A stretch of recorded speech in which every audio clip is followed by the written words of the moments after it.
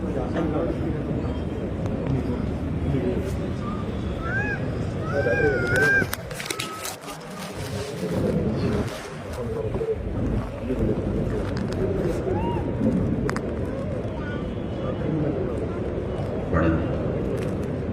اللہ الرحمن الرحیم الحمد للہ وحدہ والصلاة والسلام علی من لا نبی بعدہ اما بعد فاعوذ باللہ من الشیطان الرجیم بسم اللہ الرحمن الرحیم ومن آیاته ان خلق لكم من انفسكم ازواجا لتسكنوا الیہا وجعل بینکم مودۃ ورحمۃ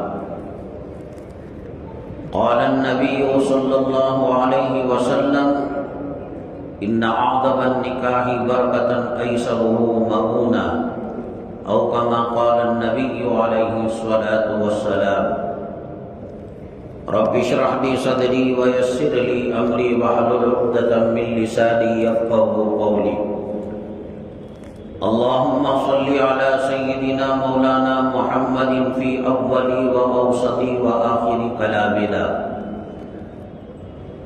قابل قدر سامعین کرام، اللہ تبارک تعالیٰ کا بے پناہ کرم اور شکر و احسان ہے۔ اللہ تبارک تعالیٰ اپنے پاکیزہ گھر میں ایک پاکیزہ پاک نسبت سے ہمیں جمع فرمایا۔ اللہ تعالیٰ ہمارے جمع ہونے کو، کہنے کو، سننے کو قبول فرمائے اور دونوں جہاں کی کامیابی نصیب فرمائے۔ معزز سامعین کرام، دور کے مہمان بھی واپس ہونے والے ہیں، مغرب کا وقت بھی قریب ہے، اس لیے مختصر دو چار باتیں عرض کر کر انشاءاللہ خطبہ نکاح ہم پڑھیں گے۔ دیکھیے، یہ دنیا، یہ مخلوق اللہ کے نظام سے چلتی ہے، اس میں کسی کی کوئی مداخلت نہیں ہے۔ اللہ نے فرمایا الا لہ الخلق والامر، ایک ایک ذرہ ذرہ اللہ کے حکم سے، اللہ کی مشیت سے، وما تشاءون الا ان یشاء اللہ، آپ کے چاہنے سے کچھ نہیں ہوتا جب تک کہ اللہ نہ چاہے۔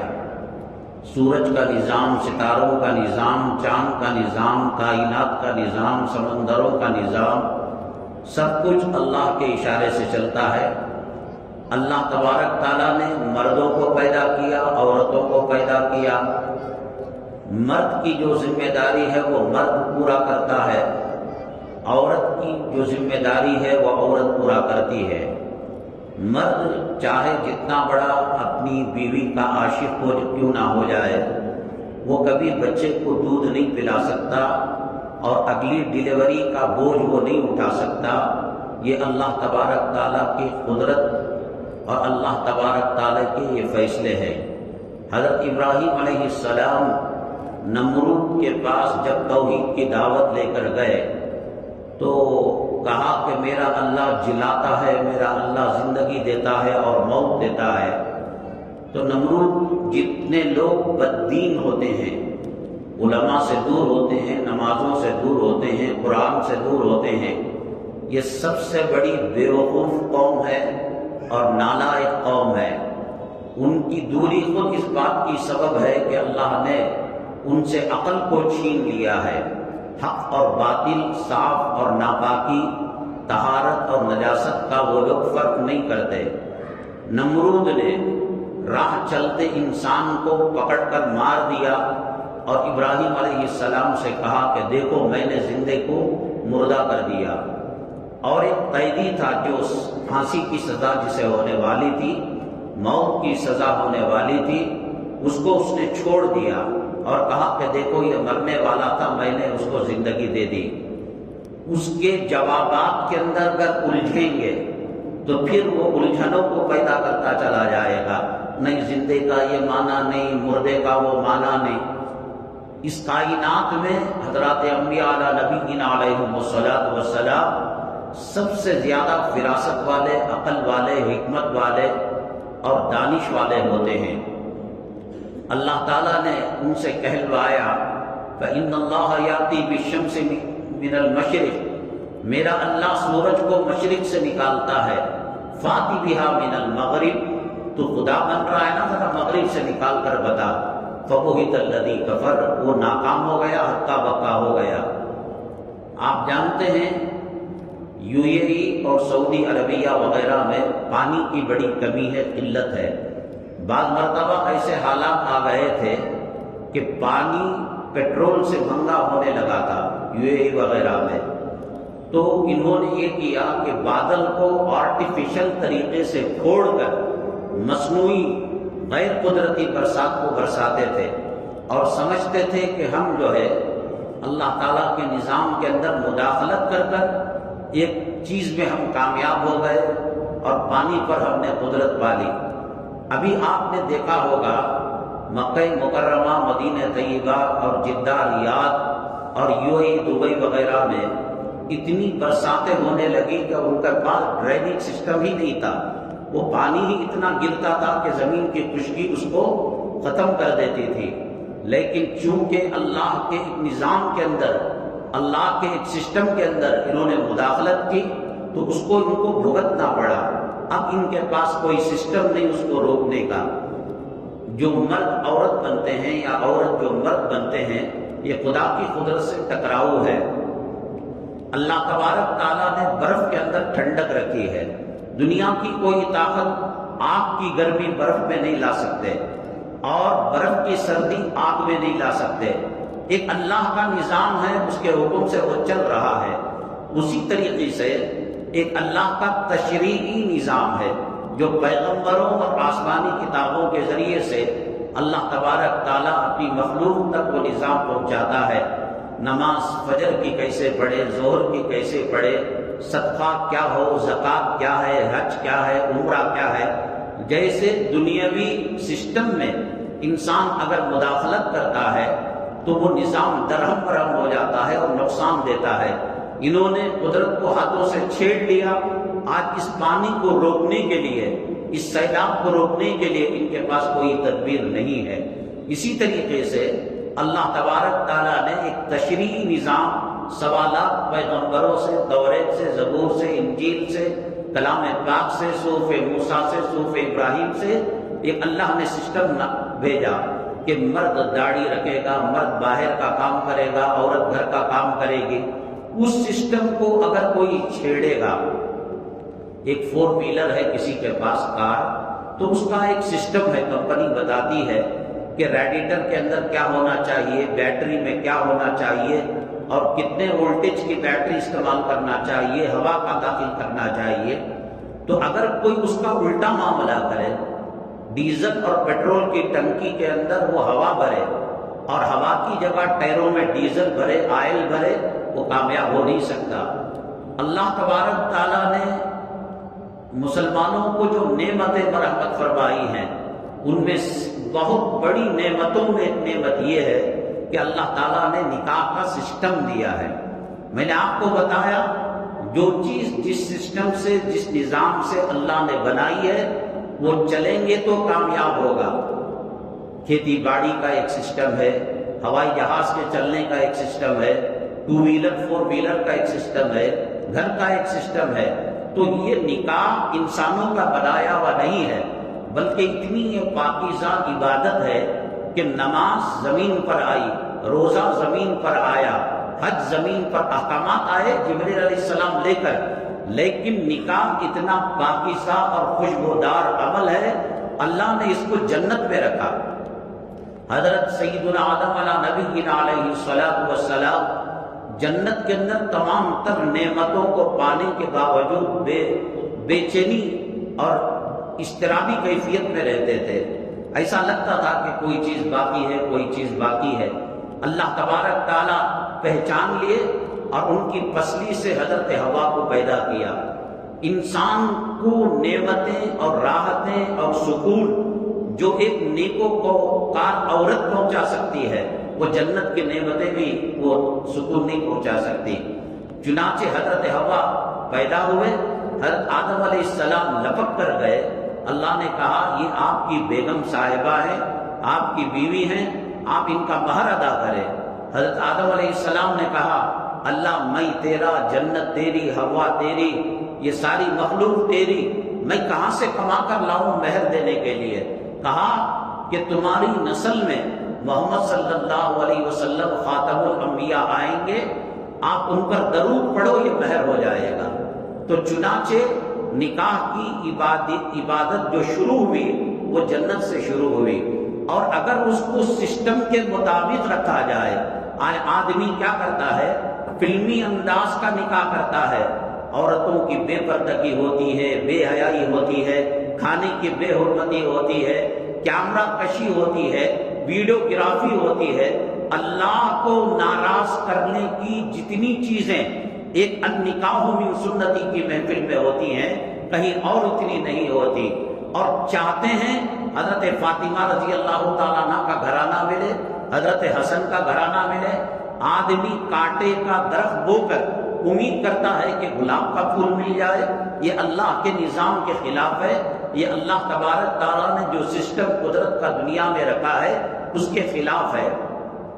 اور دوسری چیز یہ ہے، یہ زمین پر میں نے قبضہ کر لیا، وہ زمین میری نہیں تھی، ڈاکومنٹس میرے پاس نہیں ہیں، تو اگر اس زمین کا ایک مالک ہے تو وہ مالک مقدمہ ڈالے گا عدالت کے اندر، اس کے بھائی بھی ہیں، اس کے بھائی بھی مقدمہ ڈالیں گے، جتنے لوگ اس زمین کی ملکیت میں حصہ دار ہیں اتنے زیادہ لوگ عدالت کے اندر مقدمہ ڈالیں گے۔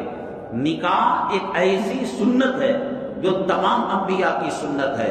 کچھ چیزیں 1.25 لاکھ پیغمبروں کی سنت ہیں، جسم کے بالوں کو صاف کرنا، داڑھی رکھنا، مسواک کرنا، خوشبو کا استعمال کرنا، اور نکاح میں گڑبڑ ہوئے تو ایک پیغمبر اللہ کی عدالت میں مقدمہ دائر نہیں کرے گا۔ آدم علیہ السلام سے لے کر سرور کونین جناب محمد رسول اللہ صلی اللہ علیہ وسلم تک 1.25 لاکھ پیغمبر کہیں گے، کیونکہ نکاح آدم کی بھی سنت ہے، شیش کی بھی سنت ہے، لوط کی بھی سنت ہے، ابراہیم کی بھی سنت ہے، حضرت موسیٰ، حضرت عیسیٰ، تمام 1.25 لاکھ پیغمبروں کی سنت ہے۔ گڑبڑ ہوگی تمام 1.25 لاکھ پیغمبر قیامت میں دامن پکڑیں گے، اور اگر اس کو سسٹم کے مطابق کیا جائے، اللہ تبارک تعالی جنت سے وہ لطف نہیں ملتا، جنت سے وہ امن و سکون نہیں ملتا جو اللہ تبارک تعالیٰ ایک نیکوکار خاتون کے ذریعے سے گھر کو جنت کا نمونہ بناتے ہیں۔ اللہ کے نبی صلی اللہ علیہ وسلم نے فرمایا الدنیا متاع وخیر متاع الدنیا المرأة الصالحہ، تمام دنیا انسانوں کو خوش کرنے کے لیے، انسانوں کو خدمت کرنے کے لیے، چاند بھی خدمت کرتا ہے، سورج بھی خدمت کرتا ہے، پہاڑ بھی خدمت کرتے ہیں، پھول بوٹے بھی خدمت کرتے ہیں، ندی نالے بھی خدمت کرتے ہیں۔ اس 7 زمین 7 آسمان اور اللہ کی پوری مخلوق میں ایک عورت مرد کو جو سکون دے سکتی ہے اور گھر کو جنت کا نمونہ بنا سکتے ہیں، وہ قیمتی ماربل لگا لیں اور کروڑوں روپے ڈیکوریشن پر خرچ کر دے، انٹیریئر پر خرچ کرے، اور عورت ناقصان ہو، عورت اجدا ہو، تو یہ کروڑوں روپیہ اسے کچھ فائدہ نہیں پہنچا سکتا۔ حضرت فاطمہ الزہرا رضی اللہ تعالیٰ عنہ کا نکاح حضرت سیدنا علی کرم اللہ وجہہ سے ہوا۔ نکاح اگر ہمیں اللہ اور نعمتیں نہ دیتا، اللہ تبارک تعالیٰ اور دولت نہ دیتا، نکاح ہی خود بذات خود اتنی بڑی نعمت ہے کہ قیامت تک شکر ادا کریں گے، اللہ کا احسان ختم نہیں ہوگا، اللہ کے دربار کا شکر ختم نہیں ہوگا۔ ایک حضرت علی کرم اللہ وجہہ کا نکاح حضرت فاطمہ الزہرا رضی اللہ تعالیٰ عنہ سے ہوا۔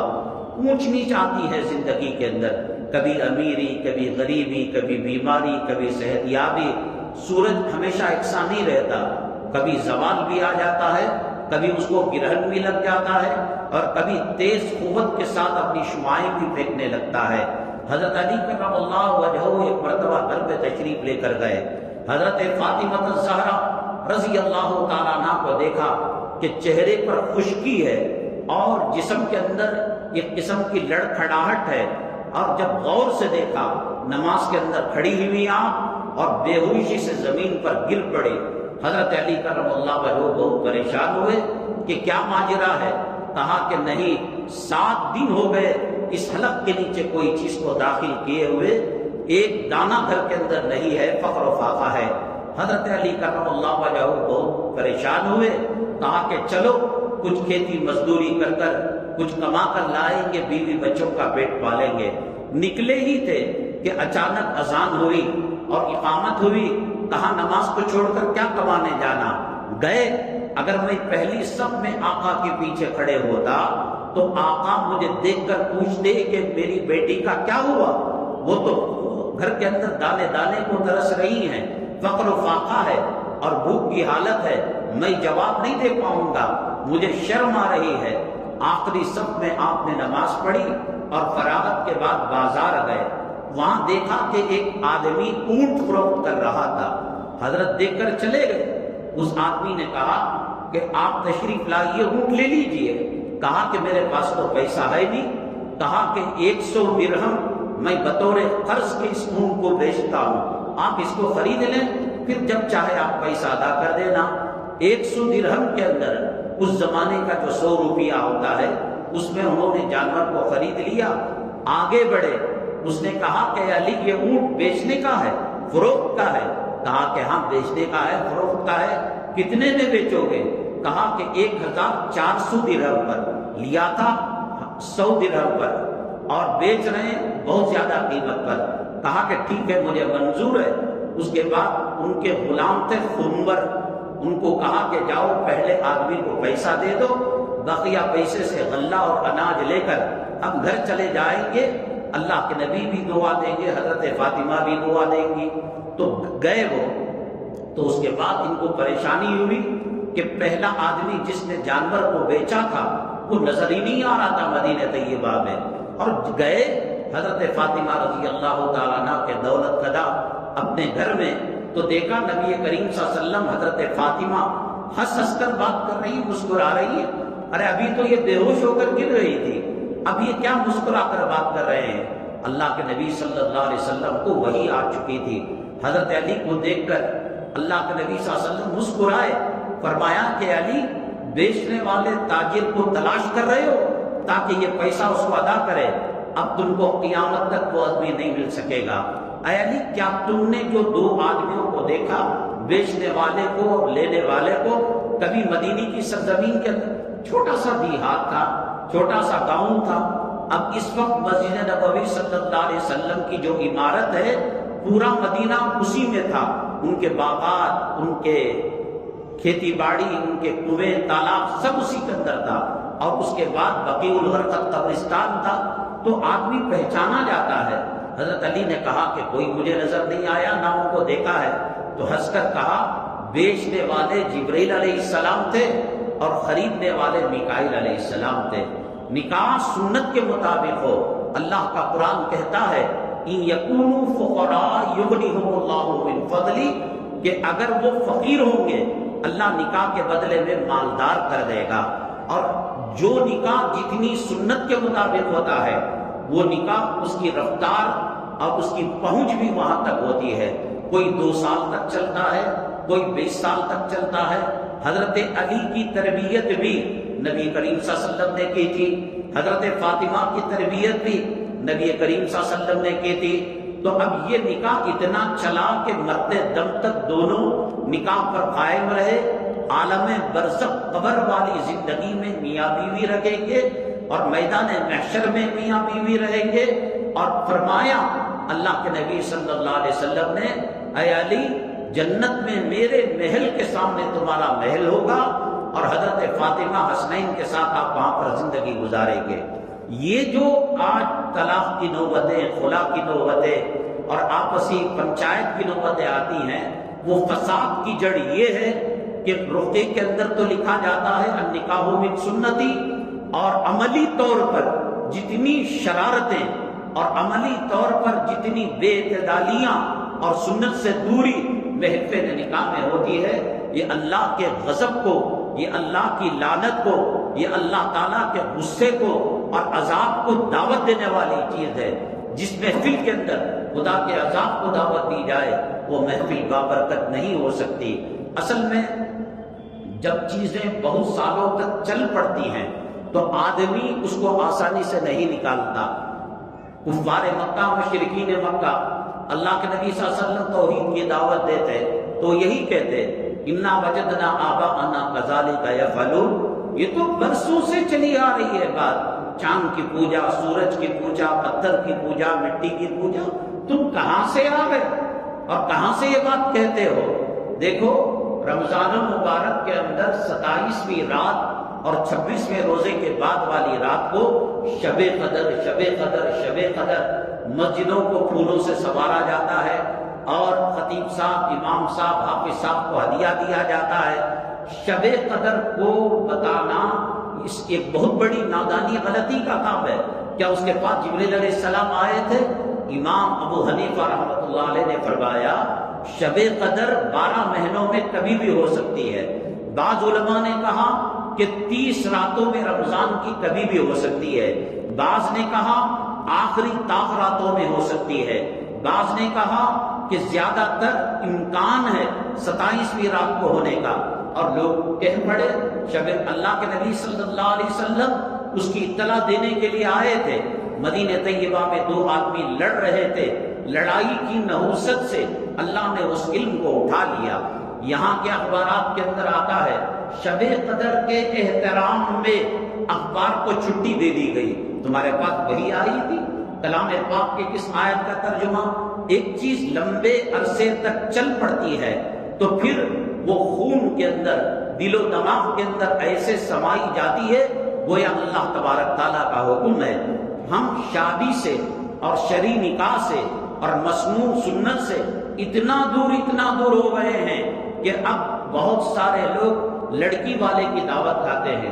بھائی ایک گھر میں جب اس غم کا دور ہوتا ہے، تکلیف ہوتی ہے، حضرت ابو جعفر رضی اللہ تعالیٰ عنہ کا انتقال ہوا، حضرت جعفر کا، اللہ کے نبی صلی اللہ علیہ وسلم نے فرمایا اصنعوا لآل جعفر طعام، جعفر کے گھر والوں کو کھانا بھیجو، ان کے گھر موت کا صدمہ آیا ہے۔ اب معاملہ الٹا ہو گیا کہ موت کے گھر میں کھانا کھا کر، اور وہ بھی ہائی فائی کھانا کھا رہے ہیں، پہلے سے دکھ ہے۔ بچی کو 16 سال تک 20 سال تک پڑھایا، سینے سے لگایا، ماں کو کتنا بڑا صدمہ ہوتا ہے بیٹی کو ودا کرتے ہوئے، باپ کو کتنا بڑا صدمہ ہوتا ہے کہ وہ منہ دھر کر وہ اپنی بیٹی کو رخصت کرتا ہے، اور پھر ان لڑکی والوں سے کہا جاتا ہے کہ آپ دعوت کریں۔ یہ سراسر ظلم ہے، ناانصافی ہے۔ بہرحال وہی نکاح بہت دور تک چل سکتا ہے اور وہی گاڑی منزل مقصود تک پہنچ سکتی ہے جو 100% صحیح ہو۔ مسنون نکاح اس دنیا میں، عالم برزخ میں، عالم قیامت میں اور جنت تک چلیں گے، اور جو نکاح غیر شرعی ہوں گے 5 جمعہ گزرنے نہیں پاتے، ہاتھوں کی دلہن کی مہندی ابھی اترنے نہیں پاتی، فیصلے عدالتوں کے پاس چلے جاتے ہیں، لائروں کے پاس چلے جاتے ہیں۔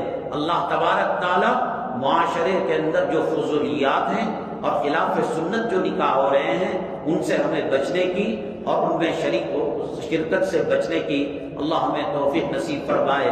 ہمارے وزیر بھائی حالانکہ محکمہ پولیس میں تھے، ان کا گھرانہ خالص دنیاوی جو ہے وہ سرکاری ملازمتوں میں ہے، ان کی دینداری اور ان کی پرہیزگاری کہ نوشا صاحب ان کو انہوں نے تارا منڈل میں حفظ بھی کرایا اور گھر کا ماحول بھی دینی ہے۔ اللہ تبارک تعالیٰ تا حیات مرتے دم تک تقوی طہارت پر قائم و دائم فرمائے، اور دونوں رشتہ داریوں کے اندر دلہا دلہن کے اللہ محبتیں پیدا فرمائے، اللہ خیر و برکت نصیب فرمائے۔ حاضرین مجلس نکاح خوانی کی اجازت مرحمت فرمائے۔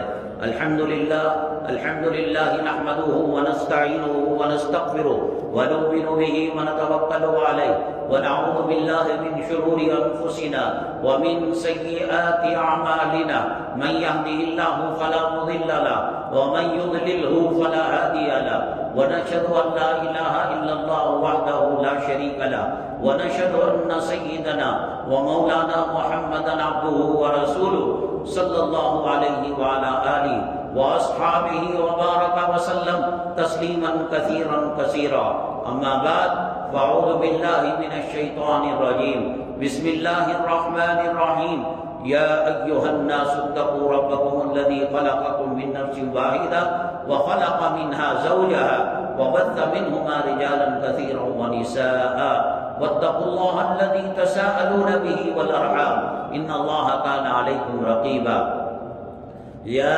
أيها الذين آمنوا اتقوا الله حق تقاته ولا تموتن إلا وأنتم مسلمون يا أيها الذين آمنوا اتقوا الله وقولوا قولا سديدا يصلح لكم أعمالكم ويغفر لكم ذنوبكم ومن يطع الله ورسوله فقد فاز فوزا عظيما قال النبي صلى الله عليه وسلم النكاح من سنتي وقال عليه السلام ومن رغب عن سنتي فليس مني او كما قال النبي عليه الصلاة والسلام۔ جناب محمد حافظ رضوان صاحب، میں نے آپ کا نکاح اللہ جل جلالہ کے حکم کے مطابق نبی کریم صلی اللہ علیہ وسلم کے سنت کے موافق محمد ارشد اللہ صاحب کی صاحبزادی سائمہ فردوس سلمہ سے جناب محمد سیف اللہ صاحب کی وکالت، سید عظمت اللہ اور عبد الخلیل صاحبان کی گواہیوں میں 1,35,000 قیمت بشکل زیور مہر معجل نقد ادائیگی کی شکل میں مہر کے طور پر میں نے آپ کا نکاح کیا۔ کیا آپ نے قبول کیا؟ کیا آپ نے قبول کیا؟ بارک اللہ لکما بارک اللہ علیکما وجمع بینکما فی خیر۔ الحمدللہ رب العالمین والصلاة والسلام على سید المرسلین وعلى آلہ وصحبہ اجمعین ومن تبعهم بإحسان إلى يوم الدين۔ اللهم ارحم امة محمد صلی اللہ علیہ وسلم، اللهم اصلح امة محمد صلی اللہ علیہ وسلم، اللهم فرج عن امة محمد صلی اللہ علیہ وسلم۔ ربنا هب لنا من ازواجنا وذرياتنا قرة اعين واجعلنا للمتقين اماما۔ سبحان ربك رب العزة عما يصفون وسلام على المرسلين والحمد لله رب العالمين۔